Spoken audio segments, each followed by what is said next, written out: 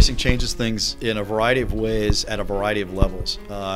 From the aesthetic standpoint, obviously, if you're erasing everything in the world is going to look darker and bleaker and less pleasant and less cartoony.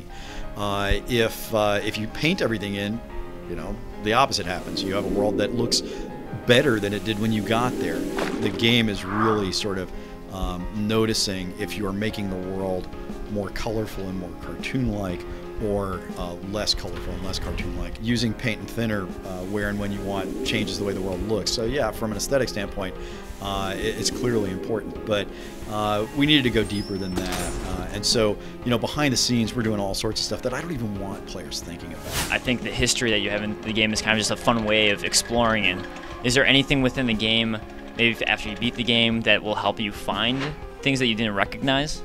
I thought about putting in a guidebook to Wasteland, and there certainly are ways in which we'll communicate some of the history and some of the real-world references that show up in the game. But honestly, I just decided at some point, maybe foolishly, I don't know, we'll see.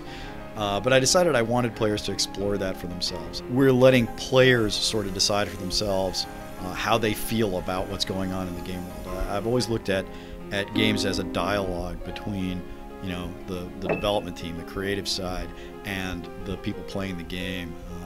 I want to sort of say, here's a situation, or here's a question.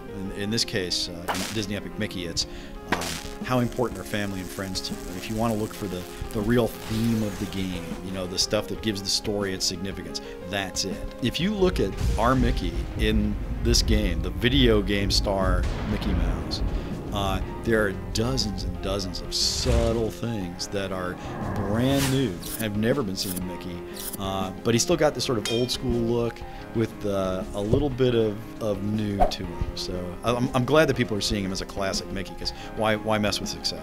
Disney Epic Mickey is shipping holiday 2010 exclusively on the Wii.